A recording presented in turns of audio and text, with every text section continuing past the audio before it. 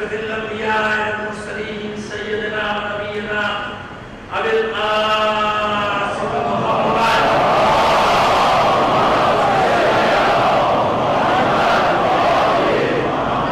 وآله الطيبين الطاهرين المعصومين ورحمة الله على أعدائهم أجمعين من الآن إلى قيام يوم الدين وبعد.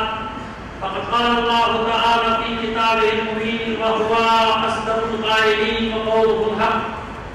بسم الله الرحمن الرحيم. ولا تلبسوا الحق بالباطل وتكتموا الحق وأنتم تعلمون. السلام عليكم ورحمة الله وبركاته.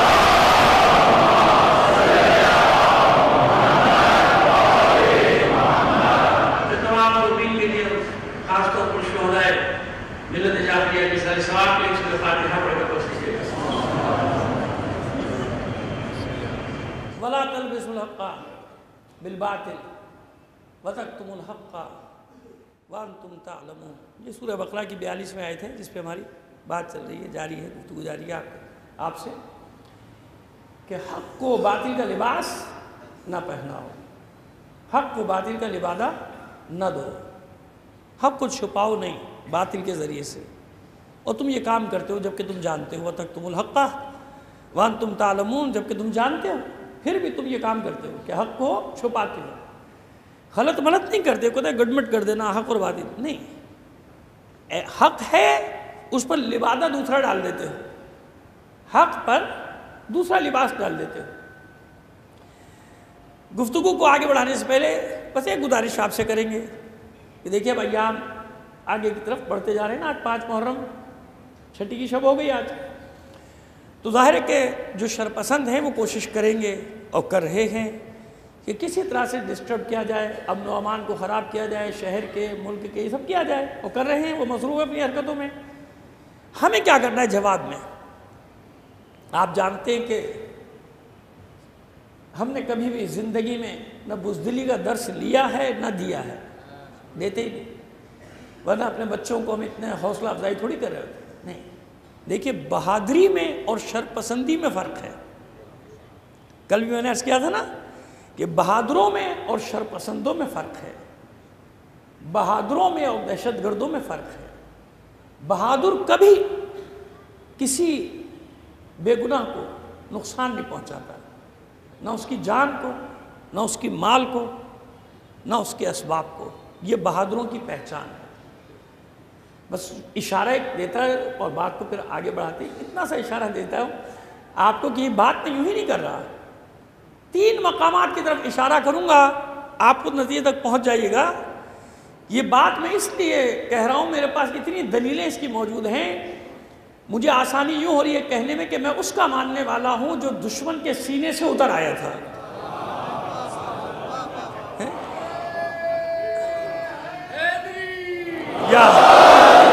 اب مجھے بتائیے، یا علی یا علی یا علی،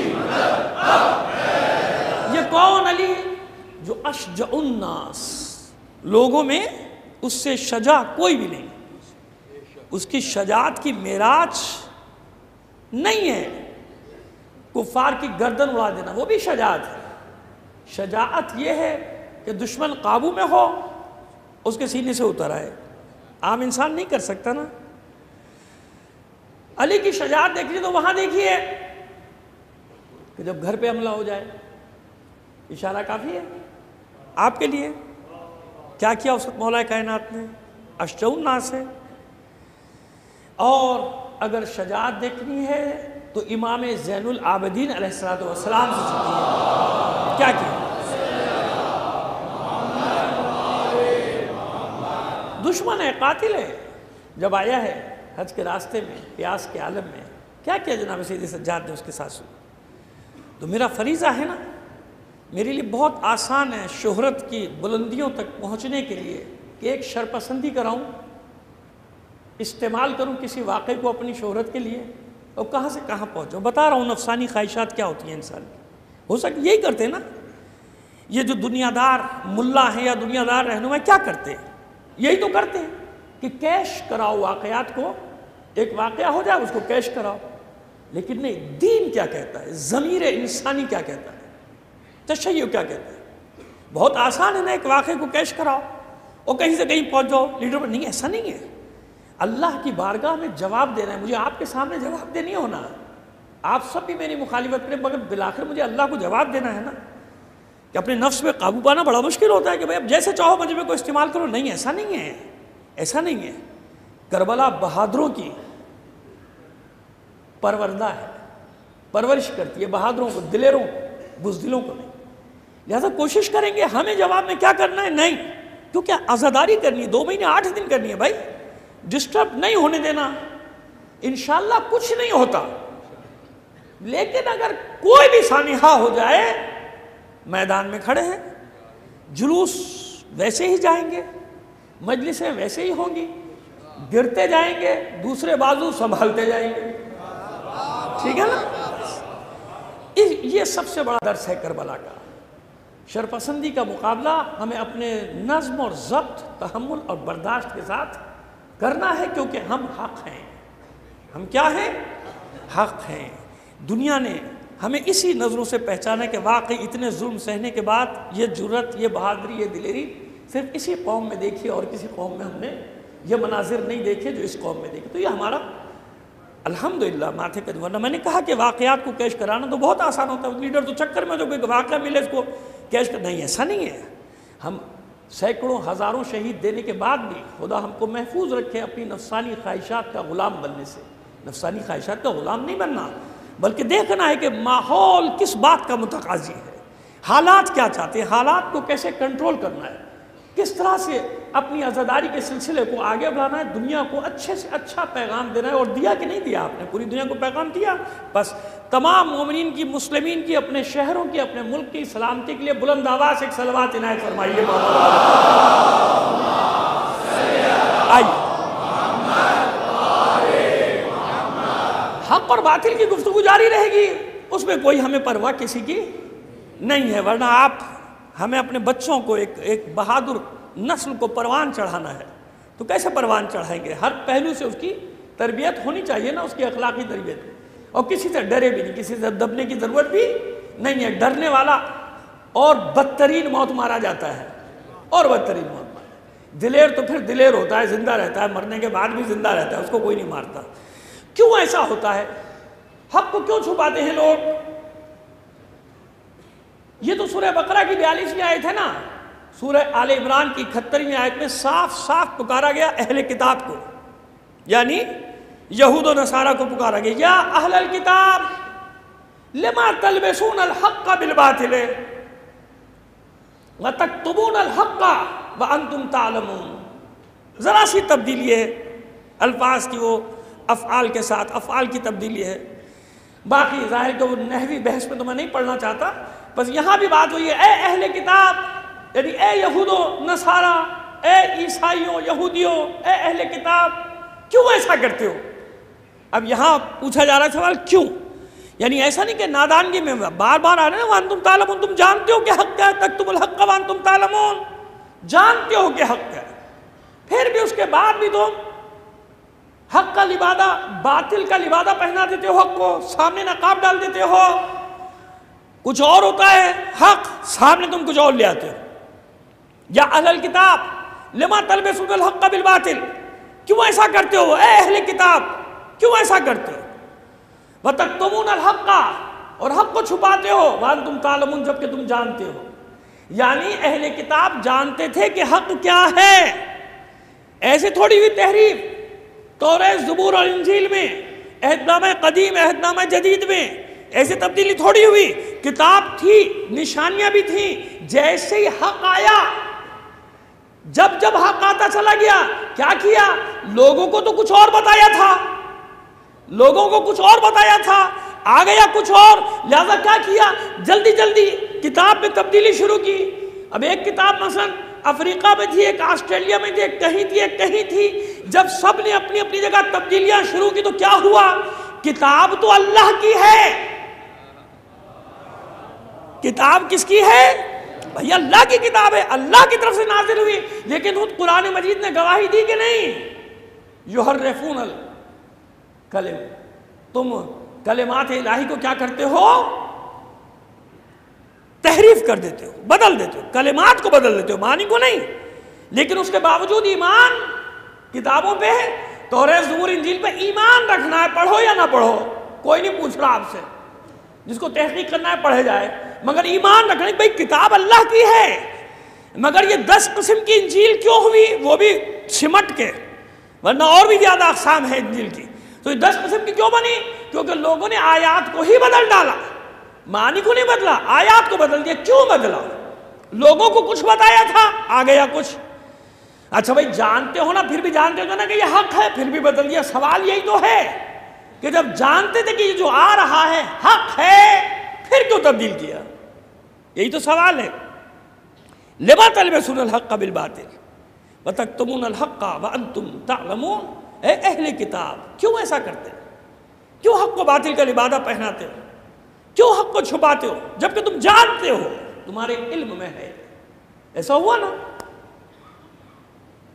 روایات کے ساتھ کیا ہوا؟ یہی ہوا. یعنی اب قرآن مجید میں کوئی تبدیلی نہیں آ سکتی، اس کے کلمات کو کوئی تبدیل نہیں کر سکتا، اس کی آیات میں کوئی تحریف نہیں کر سکتا، اس کے لفظوں کو، اس کے الفاظ کو کوئی بدل نہیں سکتا، کیونکہ پروردگار عالم نے اس کی حفاظت کا ذمہ خود لے لیا نا.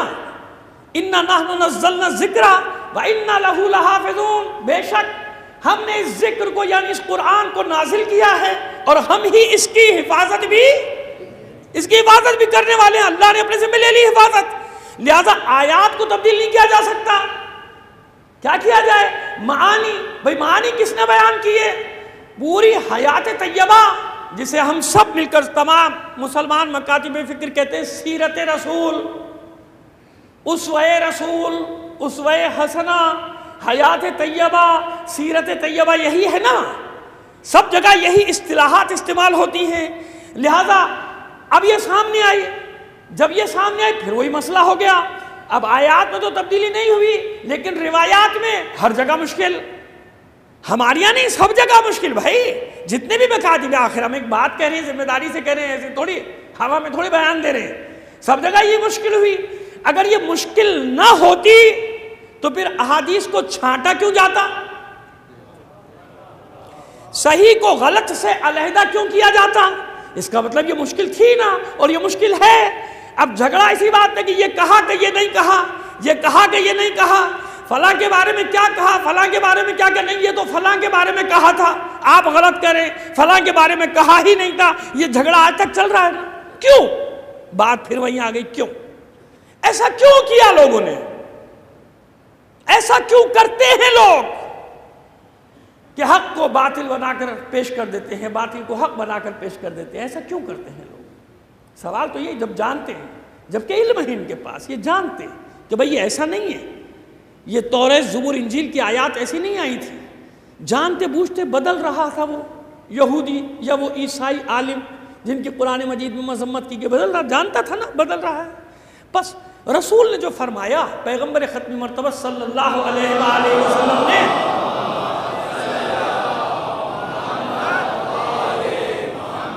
اچھا چھوڑیے وہاں تک، اور ابھی آتے ہیں 2 منٹ بعد. ایک چھوٹا سا مقدمہ اور بنا لیں. آج تک یہ نہیں کھلا کہ پاکستان بنا کیوں تھا.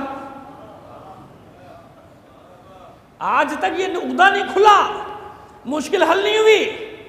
کوئی کہہ رہا ہے اسلام کے لیے بنا تھا، کوئی کہہ رہا ہے نہیں قائد اعظم کی تو ریش تھی ہی نہیں، لہذا اسلام سے کیا واسطہ. کوئی کہہ رہا ہے سیکولرزم کے لیے بنا تھا، کوئی کہہ رہا ہے ڈیموکریسی کے لیے بنا تھا. اور مزے کی بات یہ کہ جتنے بھی دعوے دار ہیں، جتنے ازم کے کہ اس ازم کے لیے پاکستان بنا تھا، سب کے سب قائد اعظم کے اقوال لے کر آتے. مجھے بتائیے نا، چھوڑیے آپ قرآن حدیث کی بات چھوڑ دیجئے. کتنے سال ہوئے بھائی؟ 67 سال ہوئے ہیں. ہر آدمی اپنے اپنے مطلب کی بات لے کر کہ قائد اعظم نے یہ فرمایا تھا فلاں جگہ. ارے بھائی وہ ایک عام انسان تھے، لیڈر تھے رحمت اللہ علیہ، اور ایک عظیم انسان تھا، عظیم انسان تھا. آج وہ خود بھی پریشان ہے کہ بھئی نے پاکستان کائے کے لیے بنایا تھا. کیوں؟ کہ لوگ اس سے تو پوچھ نہیں رہے، بلکہ اسی کے الفاظ کو یا توڑ مروڑ کے یا کہیں کا خطبہ یا کہیں کی تقریر یا کہیں کی بات اٹھائی. ہر ایک اپنی دلیل میں. اگر اسلامی جماعت ہے تو وہ بھی قائد اعظم کو تو چھوڑ نہیں سکتے نا، چاہے دل سے مانے یا نہ مانے. یہ بڑی مشکل ہے، دل سے مانے یا نہ مانے، کیونکہ قائد اعظم کے بغیر تو پھر مسئلہ ہو جائے گا نا، ہے نا؟ ابھی کچھ نہ کچھ تو سرنامہ کلام تو صحیح رکھنا پڑے گا، اسی کو تو حق کو چھپانا کہتے ہیں۔ لوگوں کو دھوکہ دیا ہی نہیں جا سکتا جب تک سامنے حق نہ رکھا جائے، پیچھے اپنے باطل عزائم کو پورا کرنے کے لیے۔ لہذا قائد اعظم کا نام تو رکھنا پڑے گا، کیونکہ قائد اعظم کے مخالف ہو گئے پھر تو سب کہیں گے غدار، یہ پاکستان پہلے بھی نہیں مانتا تھا، پہلے بھی نہیں مانتا تھا، اب بھی نہیں مانتا، پہلے بھی مخالف تھا، اب ذرا چولا بدل لیا ہے، اب ذرا کینچلی بدل لی ہے، یہ اچھا لفظ ہے، ایسا ہی ہے نا؟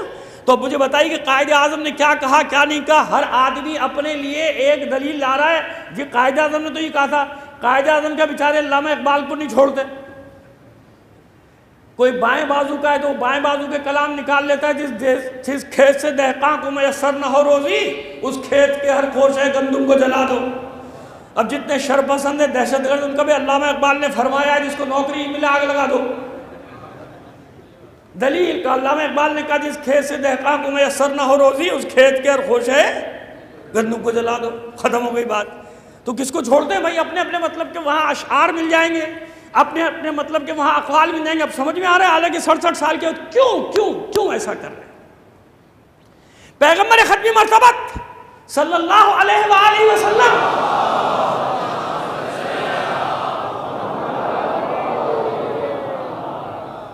ایک فرمان، ایک حدیث، ایک قول، لیکن کیا بات ہے اتنی جگہ الگ الگ کیوں؟ نقل کہہ سب یہ ہے کہ رسول نے فرمایا، کیونکہ اگر آگے وہ بسم اللہ نہیں لگائیں گے گاڑی نہیں چلتی۔ لہذا لوگوں کو دھوکہ دینے کے لیے ضروری ہے نا کہ قال رسول اللہ صلی اللہ علیہ وآلہ وسلم۔ اہل علماء، اہل علم، علماء حضرات جس مکتب کے بھی ہوں وہ ہماری بات کو بہت آسانی سے سمجھ رہے ہیں کہ اگر ہم غلط کہہ رہے ہیں تو جواب دے دیجئے۔ کسے کہتے ہیں موضوع احادیث؟ ہر جگہ اسرائیلیات کی اصطلاح بھی ہے، موضوع احادیث کی اصطلاح بھی ہے۔ موضوع یعنی وضع کی گئی، گڑھی گئی، اگر گڑھی نہ جاتی تو اصلی نکالی کیسے جاتی؟ یا گڑھی کیسے جاتی اگر اصلی نہ ہوتی؟ اصلی ہے تو گڑھی گئی نا، کسی کے مقابلے میں گڑھی، کسی سے پیسہ لے کے گڑھی، کسی سے درہم و دینار کی تھیلیاں لے کر گڑھی، گڑھی تو گئی، ورنہ صحیح نکلی کیسے؟ غلط تھی تو صحیح نکلی نا بھائی، اس میں سے اتنی ساری تھی اس میں سے نکالا گیا۔ اب آپ نے دیکھا کیوں کرتا ہے انسان؟ جو قول معصوم میں تحریف کر رہا ہے، کیا اسے معلوم نہیں کہ رسول نے صلی اللہ علیہ وآلہ وسلم نے یہ فرمایا کہ نہیں فرمایا؟ معلوم ہے نا، پھر بھی کر رہا ہے۔ کیوں کر رہا ہے؟ جو جگہ سے ہٹا رہا ہے، حدیث کے مقام کو یہاں سے اٹھا کے وہاں رکھ رہا ہے، کیا وہ نہیں جانتا میں کیا کر رہا ہوں؟ جانتا ہے نا، کیوں کر رہا ہے؟ نئی بات گڑھ کے منسوب کر رہا ہے اللہ کے حبیب سے کے نام سے، کیوں کر رہا ہے؟ کیا جانتا نہیں کہ میرے اللہ کے رسول نے یہ نہیں فرمایا؟ جانتا ہے نا، پھر بھی کر رہا ہے۔ کیوں؟ اب یہ تو آپ کی بات سمجھ میں آگے نا کیسا ہوتا ہے کہ کہا کچھ، لوگوں نے لگا دیا کچھ۔ اور ایک مثال ہے لیکن وہ انشاءاللہ کہیں اور درس میں بہتر ہے اس مثال کو دینا کہ دیتے چلے جائیں گے۔ کسی نے کبھی کہہ دیا ایک جملہ کسی زمانے میں کسی کے لیے کہ وہ بڑے اچھے آدمی ہیں، اب اس کے بعد وہ تو بیچارے کہہ کے انتقال فرما گئے، اب یہ ان کے نام کو استعمال کیے جا رہے ہیں اپنی دکانداری کے لیے۔ ابھی اچھے آدمی تھے، اب نہیں رہے اچھے آدمی، پہلے تھے اب، لیکن وہ ہر جگہ کہتے ہیں دیکھیے فلانے نے، آپ کے بڑے نے میرے لیے یہ کہا تھا۔ بھائی جب کہا تھا جب آپ بہت اچھے تھے، کو معصوم تو ہے نہیں ہر آدمی۔ لہٰذا آپ دیکھیے علماء کتنا خیال رکھتے ہیں۔ اس دور کے سب سے بڑے انقلابی عالم نے اپنے وصیت نامے میں لکھا تھا کہ جن شخصیتوں کے بارے میں نے جو کچھ بھی کہا ہے وہ ان کی موجودہ صورتحال کو دیکھتے ہوئے کہا ہے، لہٰذا ہمیشہ کے لیے اس کو حرف آخر نہ سمجھ لیا جائے کہ شہید علامہ عارف حسینی نے کس کے لیے کیا کہا تھا۔ بھائی اس وقت کہا تھا جب شہید عارف حسینی کے سامنے تمہارا کریکٹر ایسا تھا، اب جب ایسا کریکٹر نہیں رہا تو قصہ ختم۔ کسی خاص طرف اشارہ نہیں، ایک عام بات کر رہے ہیں. جیسے ہم نے خمینی ابو شکن کا ایک طرف اشارہ کیا، آیت اللہ خمینی کی طرف اشارہ کیا کہ انہوں نے اپنے وصیت نامے میں لکھا کہ بھائی دیکھو جس کے لیے میں نے جو کہا جب کہا وہ اس زمانے میں کہا، اس کی موجودہ صورتحال کے پیش نظر کہا، میرے بعد کیا کرتا ہے کیا نہیں کرتا، اب وہ بات میری وزن نہیں رکھتی، کیونکہ آیت الہی نہیں ہے نا، قول رسول نہیں ہے. سمجھ رہے آپ؟ تو لوگ آج بھی ایسا کرتے ہیں، یہ کیوں سمجھا رہے ہیں، کیوں کرتے ہیں؟ بس آج جو شخص یہ کر رہا ہے پہلے یہ دیکھیے کہ وہ کیوں کر رہا ہے. آج جو شخص یہ کام کر رہا ہے وہ کیوں کر رہا ہے، دیکھیے نا اس کے پیچھے. یقیناً اس کا کوئی فائدہ ہے نا، یا انفرادی فائدہ ہے، یا اجتماعی فائدہ ہے، یا گروہی فائدہ ہے، یا فائدہ اپنا فائدہ نہیں، کسی کو نقصان پہنچانا چاہتا ہے. کیوں کر رہا ہے؟ کسی کو نقصان پہنچانا چاہتا ہے. کہ اس کو نقصان پہنچانے کے لیے جھوٹ گڑھ دو، اس کو نقصان پہنچانے کے لیے، اس کو تکلیفیں دینے کے لیے یہ جھوٹی بات گڑھ دو، یہ جھوٹا الزام لگا دو. کر رہا ہے، مگر کیوں کر رہا ہے؟ پھر وہی بات کہ بھئی ایسا کیوں کر رہا ہے، کس لیے کر رہا ہے؟ جانتا ہے کہ میں جھوٹ بول رہا ہوں، جانتا ہے کہ میں تہمت لگا رہا ہوں، جانتا ہے کہ میں الزام تراشی کر رہا ہوں. کیوں کر رہا ہوں؟ جانتا ہے کہ میں غلط بیانی کر رہا ہوں، جانتا ہے کہ میں غلط پروپیگنڈا کر رہا ہوں، جانتا ہے کیوں کر رہا ہے. وَأَنْتُمْ تَعْلَمُونَ کی تشریح کر رہا ہوں آج سکون سے تاکہ آپ سن لیں کیوں کر رہا ہے ایسا. آئیے اب جواب دیتے ہیں، اس میں زیادہ وقت نہیں لیں گے جواب میں. ہم چاہ رہے تھے کہ سوال پھیل جائے آج سے لے کے اور ابتدائی زمانہ جہاں تک آپ کا ذہن جاتا ہے وہاں چلا جائے کہ ہر دور میں انسان یہ کرتا رہا، آج بھی ایسا کر رہا ہے. کیوں کرتا ہے یہ انسان؟ جانور تو نہیں کرتے ایسا. جانوروں نے کبھی ایک دوسرے کے خلاف نہ تحریک چلائی نہ مومنٹ چلائی. وہ تو ایک ہی قاعدہ جانتے ہیں کہ طاقتور کمزور کو کھا جاؤ، بس. جانور تو سیدھا سیدھا سا ہے، جس فطرت میں خلق ہو گیا وہی کرے گا، اور کوئی گناہ بھی نہیں ہے. اگر شیر اپنے سے کمزور جانوروں کو پھاڑ کے نہیں کھائے گا تو پیٹ کیسے بھرے گا بھائی؟ کیسے پیٹ بھرے گا؟ تو جنگل کا تو قانون یہی ہے نا کہ ہر طاقتور جانور کمزور کو کھاتا ہے، ورنہ نہیں کھائے گا، وہی تو اس کی خوراک ہے، نہیں کھائے گا تو کہاں سے پیٹ بھرے گا؟ اس کو گوشت چاہیے، اس کی یہ فطرت ہے. مگر انسان تو درندہ نہیں ہے، یعنی اللہ نے تو خلق نہیں کیا، بے شک درندگی میں اس سے آگے نکل گیا، وہ الگ بات ہے، اس کو چھوڑ دیجیے آپ. لیکن سوال یہ ہے کہ اللہ نے درندہ تو خلق نہیں کیا، اللہ نے حیوان تو خلق نہیں کیا، انسان کو کیوں کرتا ہے انسان ایسا؟ بس انسان کوئی شمار نہیں کر سکتا کہ کتنی خواہشات کے ساتھ خلق کیا گیا ہے. میں اس کی ایک ادنا سی مثال دیتا ہوں خواہشات کی، کہ انسان جتنی بھی مخلوقات ہیں کائنات میں ما سوا اللہ، اللہ کے سوا، یعنی ظاہر مخلوقات کا مطلب یہ کہ اللہ کے سوا، جمادات ہوں، نباتات ہوں، حیوانات ہوں، ان کی تمام صفات اس ایک چھوٹے سے 6، 5.5، پونے 6 فٹ کے انسان میں موجود ہے. نارمل قد یہ ہوتا ہے 6 فٹ رکھ لیجیے، 6 فٹ سے 1-2 انچ کم رکھیے، نارمل اوسط قد یہ ہے انسان کا. اتنے سے انسان میں جتنی بھی مخلوقات ہیں ان سب کی صفات، یعنی ان سب کی خواہشات اس کے اندر موجود ہیں. جو چیز ذہن میں آتی ہے، چیونٹی کی طرح رینگتا ہے، ہاتھی کی طرح پھیلتا جا رہا ہے، اونٹ کی طرح لمبا ہے. جس جانور، جس پودے، جس شجر کی طرح سایہ دار ہے کہ نہیں؟ اور کیا کہتے ہیں وہ ایک بڑا محاورہ بہت اچھا سا آپ کیا کہ کھاتا بکری کی طرح ہے، سوکھتا لکڑی کی طرح. آگے نباتات بھی آ گیا، حیوانات ہے کہ نہیں؟ سورج کی کرنوں کی طرح پھیل گیا اس کا نور، یعنی اس کے علم کا نور. کئی میں نے تو یہ 2-3 مثالیں سمجھانے کے لیے کہہ رہا ہوں. ایسا ہے نا، جتنی بھی غریزہ حیوانی کتنا ہے، حیوان کی خواہش کتنی ہے، بس پیٹ بھر لے، اور وہ نفسانی خواہش، اس کے سوا تو نہیں. مگر انسان کی خواہشات کی کوئی حد نہیں. اگر کوئی مخلوقات کو گن سکتا ہے تو خواہشات کو بھی گن سکتا ہے. مر جاتا ہے یہ فکر کرتے ہوئے یہ کام نہیں ہوا، یہ کام رہ گیا، یہ کام رہ گیا، یہ خواہش رہ گئی، یہ آرزو رہ گئی. کوئی اپنی آرزوؤں کا اظہار کرتا ہے، کوئی بیچارہ حالات کے سبب دل میں چھپی ہوئی خواہشوں کو بیان بھی نہیں کرتا، مگر خواہش تو ہے نا، امیر بننے کی خواہش، بڑے عہدے کی خواہش، ترقی کی خواہش، غریب کے بچوں کی پڑھنے کی خواہش، مزدور کو اپنے بچوں کو پڑھانے کی خواہش، مزدور کو اچھی غذا کھانے کی خواہش، یہاں سے لے کے خواہشات کہاں تک پہنچتی ہیں کہ سب کچھ دیا اللہ نے، ملک کو ہڑپ کرنے کی خواہش، ملک کو کھانے کی خواہش،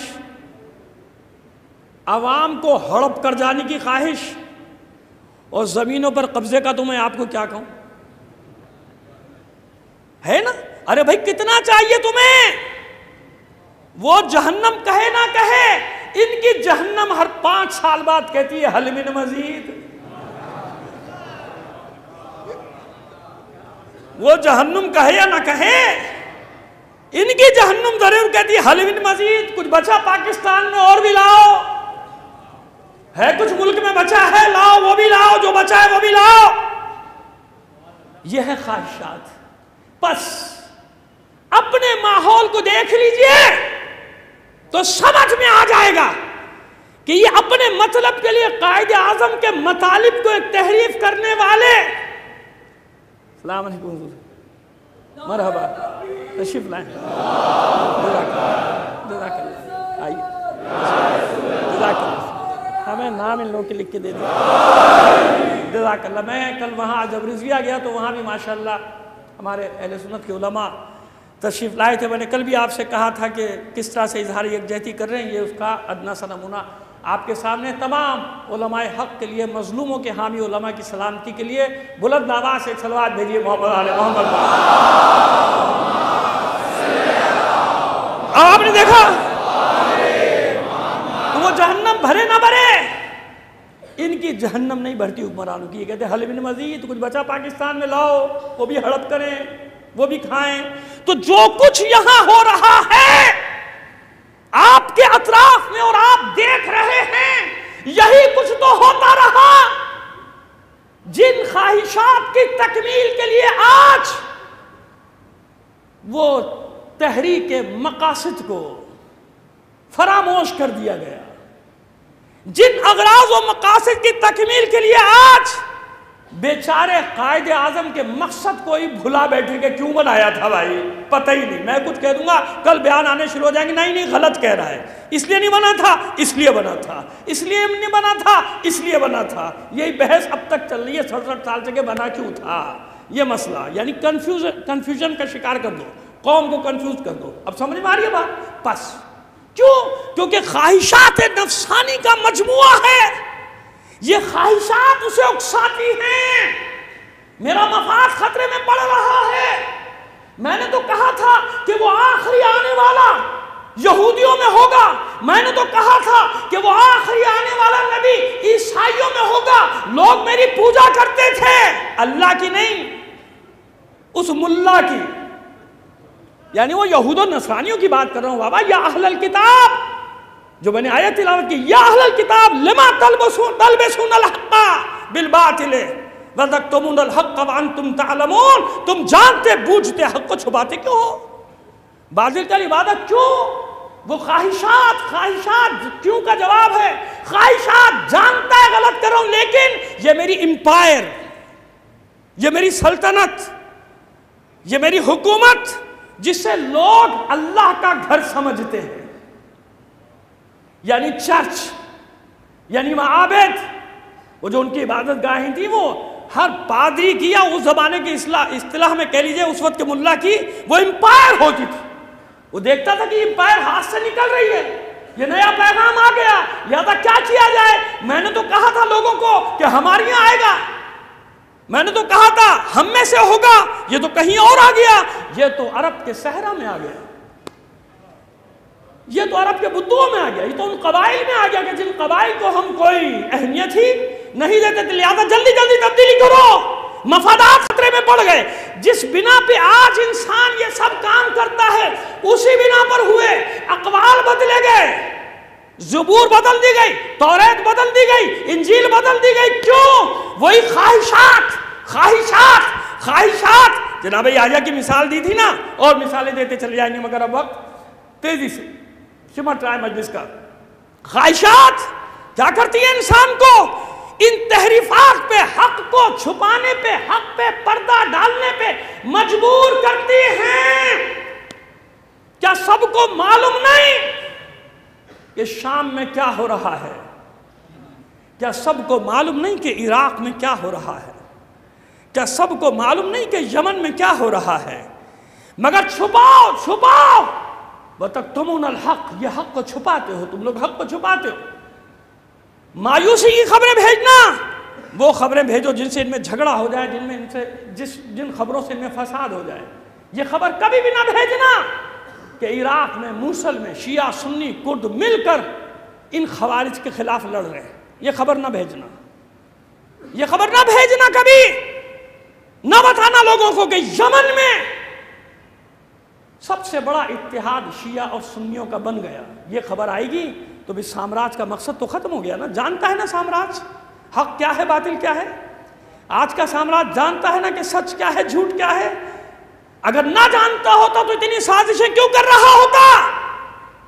جانتا ہے نا سامراج کہ سچ کیا ہے تو کیوں پردہ ڈال رہا ہے کہ یہ جو امپائر، اس چھوٹی سی امپائر کو لے جائیے آپ دنیا کی امپائر تک، جس کے خواب سب نے دیکھے، بڑے بڑے فاتحین نے کس کس کا نام لیتا چلا جاؤں، بخت نصر سے لے کے آج تک اسی زوم میں، اسی گمان میں بڑھیں کہ پوری دنیا پہ ہمارا قبضہ ہو.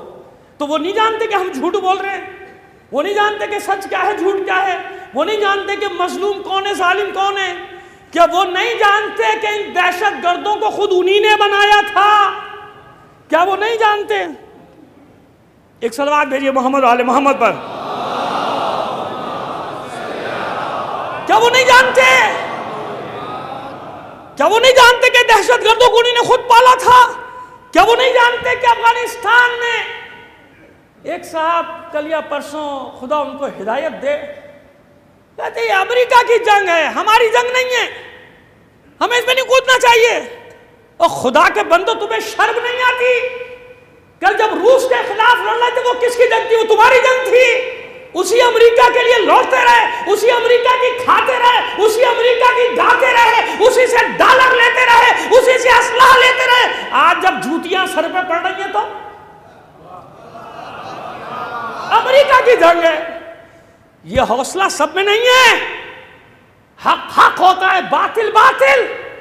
اگر کوئی مجذوب اس زمانے کا کہہ کے چلا گیا، لیبل دے کے چلا گیا شیطان بزرگ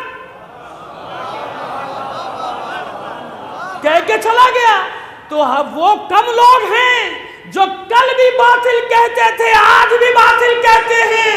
یہ نہیں کہ کل حق تھا آج باطل، کل باطل تھا آج حق. وہ باطل تھا، باطل ہے، اور آخری معرکے تک باطل رہے گا جب تک اسے مٹا نہ دیا جائے.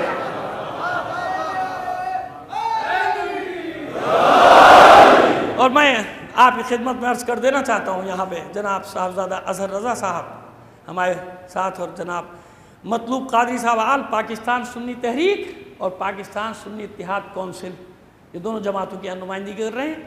ان کی صحت و سلامتی کے لیے اور ان جیسے تمام علماء کے لیے، جو آپ جانتے ہیں کہ کتنا بڑا رسک ہے، آپ نہیں جانتے، آپ کو نہیں معلوم. میں جانتا ہوں کہ ان لوگوں کو کتنی تھریڈز ہیں کہ خبردار شیعوں کے اجتماع میں نہ جانا. اس لیے میں نے آپ کو کہا کہ یہ وہ علماء حق ہیں جو اپنی جان ہتھیلی پہ رکھ کے آپ کے درمیان کھل کے آ کے بیٹھتے. نہ صرف یہاں، میں منافقت نہیں کر رہا، منافقت کے لوگوں کو معنی نہیں معلوم ہے. منافق کہنے لگے نا تو پھر بڑا عجیب سا ہنسی آتی ہے کہ منافق خود کہہ رہا ہے منافق. میں تو آپ کو اصلی بات بتانے جا رہا ہوں کہ منافقت نہیں ہے. یہ تو چینلز پہ بیٹھ کے بھی آپ نے لوگوں کو سنا ہوگا کہ کتنی دلیری کے ساتھ یہ دہشت گردوں کو لان تان بھی کرتے ہیں، مظلوم کی حمایت بھی کرتے ہیں اور ظالم کی مخالفت بھی کرتے ہیں. لہذا آپ سے یہی گزارش ہے کہ احترام کیجئے، قدر کیجئے ایسے لوگوں کی جو اس سفاک دور میں، جو اس دہشت گردی کے دور میں کلمہ حق بلند کرنے کی خاطر اپنی جان ہتھیلی پہ رکھ کے اسی طرح گھومتے ہیں جیسے آپ جان ہتھیلی پہ رکھ کے فرش عزا پہ آتے ہیں۔ تمام مومنین و مسلمین کی سلامتی کے لیے بلند آواز سے ایک صلوات بھیج دیجئے محمد علیہ محمد۔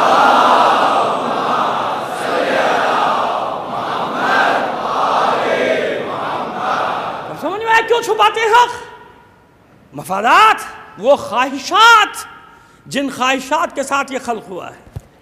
لیکن کچھ لوگ ہوتے ہیں، اسی لیے اکثر کا لفظ استعمال ہوا وَلَكِنَّ أَكْثَرَكُمْ لِلْحَقِّ كَارِهُونَ، اکثریت تمہاری، ہاں ہمارے معذرت کے ساتھ ایک نام رہ گیا تو مفتی محمد رفیق قادری صاحب بھی ہیں، یہ بھی آل پاکستان سنی تحریک جماعت سنی تحریک ہے، اس سے بھائیوں کی اس سے تعلق رکھتے ہیں، اس کے رہنما ہیں، وہ یہاں تشریف فرمائے۔ تو اچھا بات آگے بڑھاتا ہوں، بس یہ اکثریت تمہاری، اکثریت کا لفظ ہے نا، سب کا تو نہیں ہے، اکثریت۔ جیسے سورہ عصر میں والعصر ان الانسان لفی خسر الا الذین، وہاں اللہ استثناء ہے، یہاں اکثر کا لفظ، بس اس لفظ نے بتا دیا کہ چاہے کم ہو چاہے مختصر سے ہو، مگر ہر زمانے میں ایسے لوگ ہوں گے حق جن کے لیے کڑوا نہیں ہوگا بلکہ شہد سے زیادہ شیریں ہوگا۔ بس بغیر کسی ربط کے الفاظ کے استعمال کیا آ جاتا ہوں کربلا کی طرف۔ آئیے کربلا میں آپ کو مرقع نظر آ جائیں گے، صبر و ایثار کے، شجاعت کے، کہ جن کے لیے موت شہد سے زیادہ شیریں بن کے سامنے آئی ہے۔ ایسے ہی ہے نا، موت شہد سے زیادہ شیریں بن کر ان کے سامنے آئی، کیونکہ قرآن مجید میں ارشاد ہوا تم میں سے اکثریت ایسی ہوگی جو وَلَكِنَّ أَكْثَرَكُمْ لِلْحَقِّ كَارِهُونَ، اکثریت حق کو کڑوا سمجھے گی، کراہت محسوس کرے گی، تلخ۔ اس کا مطلب کچھ ایسے ہیں جن کے لیے حق شیریں ہے، حق میٹھا ہے، جتنے کم ہیں اتنا ہی ان میں اور اعتماد بڑھتا چلا جا رہا ہے۔ اس کا مطلب یہ کہ ہم حق پر ہیں، باطل سے پہچانا نا، جو سامنے لشکر ہے اگر یہ ایمان والوں کا ہے پھر تو اپنے بارے میں غور کرو بھائی کہ تم حق پر ہو یا نہیں۔ لیکن اگر مقابلے پر وہ لوگ ہیں کہ جن کا کردار ہی خوارج کا ہے تو آپ مجھے بتائیے، سامنے کی بات ہے نا، اگر آپ کے سامنے انسانیت کا قاتل کھڑا ہے تو پھر اطمینان رکھیے کہ آپ حق پر ہیں۔ اگر آپ کا دشمن انسانیت کا قاتل ہے، سفاک ہے، تو پھر اس کا مطلب آپ حق پر ہیں۔ اگر آپ کا دشمن جھوٹا ہے، ظالم ہے، عورتوں، بچوں، معصوم بچوں کا قاتل ہے، تو پھر یقین رکھو کہ تم ہی حق پر ہو۔ تو اس وقت کیوں مظلوم اکٹھے ہوتے جا رہے ہیں دنیا بھر کے؟ کیونکہ وہ نقاب اتر رہی ہے، باطل کے چہرے بے نقاب ہوتے چلے جا رہے ہیں۔ معلوم ہو رہا ہے سب کو نہیں، ہمیں لڑایا جاتا رہا، اور یہ اتحاد نہ بنتا اگر کربلا نہ ہوتی۔ میں نے کل بھی عرض کیا تھا یہ جملہ، یہاں نہیں تو شاید رضویہ میں عرض کیا ہوگا، مگر بہترین موقع ہے یہاں اس جملے کی تکرار کا کہ ہم آپس میں کتنی ہی ہماری چشمک ہو جائے، کتنا ہی ہم لڑ لیں، لیکن کچھ چیزیں ہمارے پاس ایسی مشترک ہیں جو ہمیں واپس لے کر آ جاتی ہیں۔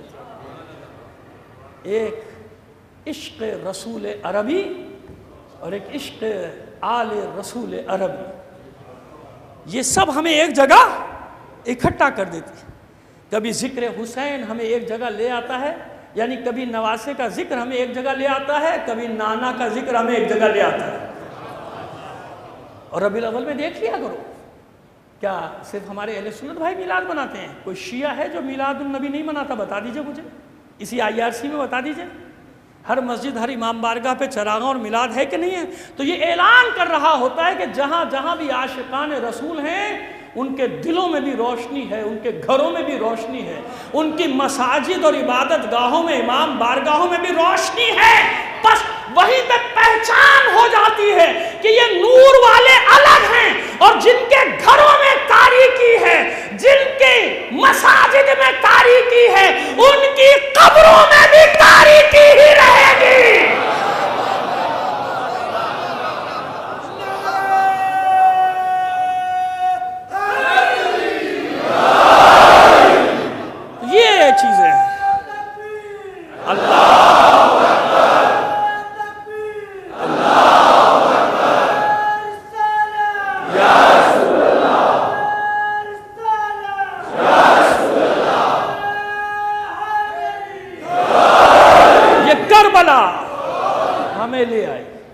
ایک جگہ اکٹھا کر لیتے. کیوں؟ مظلوم کا درد ہمیں کھینچ لیتا ہے، مظلومیت. اسے شیعہ سننی کیا؟ اس روئے زمین پر جہاں بھی کہیں انسانیت ہے، حسین کے در پہ آ کے اس کا سر جھک جاتا ہے، مجبور ہو جاتا ہے کہنے پہ کچھ تھا جس کی خاطر اتنی بڑی قربانی دی گئی. چونک جاتے ہیں لوگ جب دیکھتے ہیں کہ کربلا میں جوان نہیں، بوڑھے نہیں، چھوٹے چھوٹے بچے بھی اپنا حق ادا کر رہے ہیں. بشریت کا عجیب لشکر ہے، یہ عجیب لشکر ہے جس میں مجھے کوئی بوڑھا نظر ہی نہیں آیا، جس میں مجھے سب جوان نظر آئے. 90 سال کا ہے تو وہ بھی اسی 18 سال کے جذبے سے لڑ رہا ہے، 6 ماہ کا ہے تو وہ بھی 18 سال کے جذبے سے لڑ رہا ہے. شب عاشور حسین چاہتے ہیں کہ ذرا اپنے احوا آوان انصار کی خبر لیں، گشت کر رہے ہیں. تفصیلی واقعات ہیں، زندگی رہی شب عاشور تک تو بیان کر دیں گے، لیکن ایک خیمے کے پاس سے گزرے تو اپنی بہن کی آواز کانوں سے ٹکرائی. ثانیہ زہرا کا خیمہ ہے، رک گئے. اب جو حسین سن رہے ہیں وہ کیا ہے اور خیمے کے اندر کا منظر کیا ہے؟ خیمے کے اندر کا منظر یہ ہے کہ ماں اپنے دونوں بچوں کے ساتھ بیٹھی ہے، بلکہ یوں سمجھ لیجئے کہ ماں درمیان میں بیٹھی ہے، ایک طرف محمد اور ایک طرف اون، دونوں شہزادے لیٹے ہوئے، اور دونوں کے سر ایک زانو پہ ایک بیٹے کا سر ہے، ایک زانو پہ ایک بیٹے کا. جیسے کہ ماؤں کی محبت کا انداز ہوتا ہے، اپنے ہاتھ کے اپنی انگلیوں سے ثانیہ زہرا بچوں کے بالوں میں زلفوں میں کنگھی کر رہی ہے، کہہ رہی کہ میرے شہزادوں دیکھو یہ اتنا بڑا جو لشکر جمع ہے نا، یہ تمہارے ماموں کی جان کا دشمن ہے. دیکھو تمہارے بابا ہوتے نا اپنی ذمہ داری پوری کر دیتے، میں اختیار لے کر آئی ہوں تم پر. صبح مجھے میری ماں زہرا کے سامنے سرخرو کر دو اور اپنے ماموں پہ قربان ہو جاؤ. بچوں نے ہاتھ تھام کر کہا مادر گرامی آپ اطمینان رکھیے، صبح تو ہونے دیجیے، پھر دیکھیے ہم اس میدان جنگ میں بدر و احد کے نقش و نگار کھینچ دیں گے. خوش ہو گئی ماں. ثانیہ زہرا فرماتی ہے میرے بچوں 2-3 باتوں کا خیال رکھنا، کچھ خاص نصیحتیں کرتی کہ دیکھو دیکھ رہے ہو نا میرے بھائی حسین کے چھوٹے چھوٹے بچے پیاسے ہیں، خبردار پانی کا رخ نہ کرنا ورنہ دودھ نہیں بخشوں، پانی کی طرف نہ جانا، دودھ نہیں بخشوں. اس کے بعد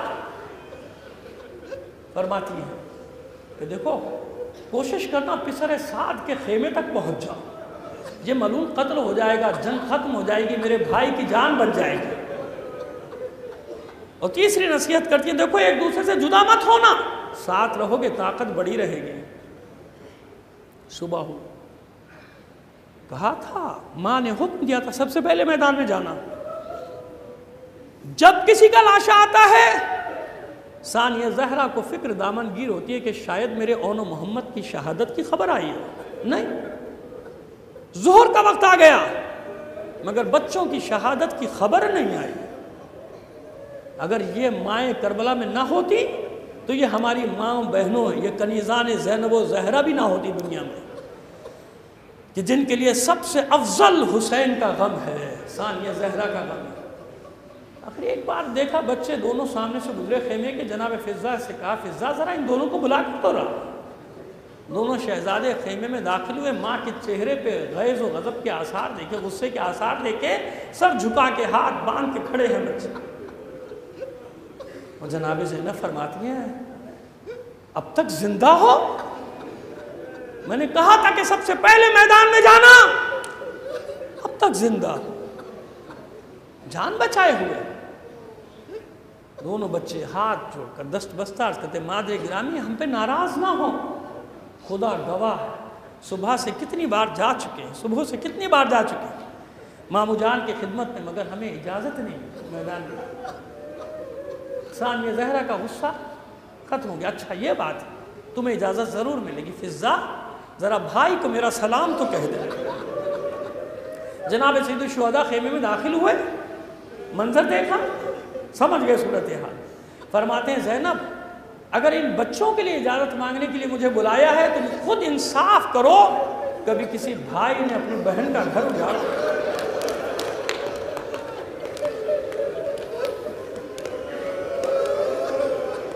کبھی کسی بھائی نے اپنی بہن کی گود اجاڑی؟